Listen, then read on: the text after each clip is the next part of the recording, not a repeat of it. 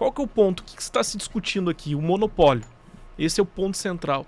O monopólio ele é vedado, ele é ilícito, por si só o monopólio não é ilícito. O que é ilícito são os atos que levam à formação do monopólio. Por qual razão você chegou àquele monopólio? Foi por mérito seu? Ou seja, do ponto de vista seja jurídico ou econômico, você pode chegar no monopólio através da inovação. Ou seja, você vai inovando, vai cada vez mais oferecendo serviços eficientes, competitivos e chega a um monopólio pelo mérito do seu desempenho. Agora, quando você utiliza de atos como atos de concentração ou poder econômico para formar um monopólio, geram essas discussões jurídicas, como é o caso da FTC e tantas outras como nós temos aqui no CAD. Então, o que está em cima da mesa é essa pergunta. Lá em 2012, quando houve essa aquisição, essas aquisições foram com o objetivo de formar monopólios? Eu queria trazer um dado para essa discussão, que talvez a agressividade dos dois movimentos de compra converse com isso que tu estás dizendo, porque quando o Instagram foi adquirido em 2012, ele tinha sido fundado apenas 2 anos antes, era uma empresa de 13 funcionários e tinha naquela época 50 milhões mais ou menos de usuários. Não rendia dinheiro nenhum ainda para os seus fundadores. O Facebook já era uma empresa de mais de 2 bilhões de usuários, consolidada e tudo mais. E pagou $1 bilhão na época pelo Instagram. O WhatsApp, que foi comprado em 2014, custou a Meta 19 bilhões de dólares. Então, quer dizer, foram movimentos de compra irrecusáveis, né? Um movimento bastante agressivo. Tem a ver com isso o fato de fazer uma oferta de aquisição desse tamanho? Tem a ver com essa postura de dominar o mercado, de fechar o mercado para concorrentes, oferecendo assim, esses valores tão altos? A precificação ela pode ter alguma relação nesse comportamento. Agora, em matéria de tecnologia, o mercado da tecnologia ele possui mesmo movimentos bem agressivos. Se nós formos olhar para a história, né, tanto para o passado quanto até para o presente, é comum empresas pequenas serem compradas por valores extremamente elevados, né? A questão central, e aí analisando o próprio processo lá na FTC, os documentos, é justamente o porquê. E por que ouviu o Mark Zuckerberg, né? Ou seja, a pergunta é por qual razão vocês compraram? Por que vocês, e aí um questionamento interessante, por que vocês não desenvolveram essa aplicação? Vocês tinham condições técnicas de desenvolver uma conversa de chat, um aplicativo de chat? Sim. A questão também de postagem de imagens e vídeos? Sim. Mas por que não fizeram por conta própria? Qual foi o objetivo final? Então, a precificação da compra, claro que mostra, digamos, esse comportamento agressivo, mas o que está por trás disso é o porquê a empresa não fez, por que ela adquirir outras empresas para incorporar inovação ao seu catálogo de produtos e serviços não é por si só ilícito. Agora, se o objetivo dessa aquisição foi impedir o desenvolvimento competitivo de outras ou das próprias que foram adquiridas, e aí impedir que o consumidor, no final das contas, é importante que nós observemos, há um agente vulnerável a ser protegido. O comportamento, seja da FTC ou no CAD, no direito brasileiro, tem como objetivo a harmonia da pessoa que lá somos nós, consumidores. A nossa escolha. No momento em que você impacta a concorrência, você impede que novos produtos e serviços surjam com preços melhores, com features melhores, e aí se desenvolvam desta forma. Então esse é o objetivo central. Já quero entender mais, Seguidinho, esse prejuízo para o consumidor, porque a gente trata muito de possíveis monopólios em questões mais palpáveis, né, de prejuízo financeiro, mas na rede social é um pouco difícil de visualizar como é que isso pode acontecer. Mas o Dr. Carlos Eduardo, desembargador do Tribunal de Justiça do Rio Grande do Sul, nos deu uma primeira impressão sua sobre isso tudo que está acontecendo com relação à possibilidade da venda do Instagram e do WhatsApp. Eu estou monitorando sites de notícia aqui, estão saindo algumas notícias sobre esse julgamento. Uma das mais recentes está no site da CBN, da Rádio CBN, que diz o seguinte: julgamento da Meta. Zuckerberg afirma que comprou o Instagram porque tinha câmera melhor. Em depoimento, ele disse que a câmera que o Instagram oferecia era melhor do que a Meta estava desenvolvendo para o Facebook.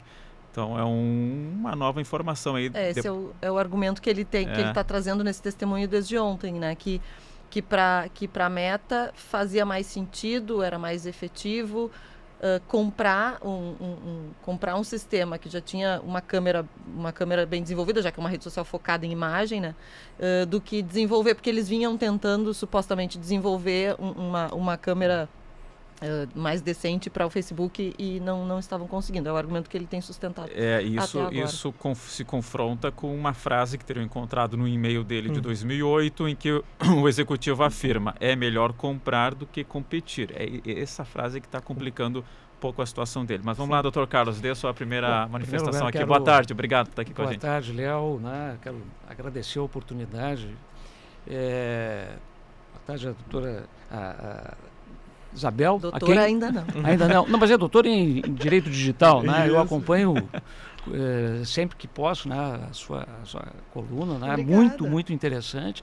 E o doutor Madalena, né? Que eu não tenho a menor dúvida em dizer que hoje no Rio Grande do Sul, na parte jurídica, é a nossa maior autoridade em Direito Digital. É excelente, e vai aqui o meu reconhecimento ao seu trabalho, doutor Madalena. Bem, eu acho esse assunto interessantíssimo. O julgamento, ele é de uma magnitude, ele envolve tantas questões que vão além do direito. Eu, por exemplo, me focaria muito mais sobre os aspectos sociais do que nós estamos enfrentando aqui, do que da parte do direito. E por que isso? Eu acho que esse é um julgamento de uma dimensão gigantesca, e que nós estamos fazendo em cima com uma visão do passado, ou seja, uma coisa que foi aprovada, isso houve a aprovação em 2012, 2014, por um órgão que muito forte e independente nos Estados Unidos, que era pelo menos. Então, assim, nós temos essa visão do passado, ou seja, a segurança jurídica, houve uma aquisição, foi confirmada e anos depois está sendo questionada. Então tem essa questão da visão do passado. O reflexo no futuro, o que for decidido ali, e também na União Europeia, que é onde eu tenho, como dizia antes, mais esperança de um julgamento mais progressista, com uma visão menos econômica e mais sobre os aspectos humanistas e sociais, a repercussão disso. Por quê? Porque nós temos hoje um monopólio gigantesco em meia dúzia de grandes empresas da área de tecnologia que estão influenciando diretamente na vida, na democracia. Então, assim, a dimensão disso para o futuro do que eventualmente for decidido aqui. E um terceiro ponto, que esse julgamento, ele é feito num presente absolutamente indefinido. Absolutamente. O que é esse julgamento dentro da era Trump? Alguém com um mínimo de segurança poderia chegar a uma conclusão?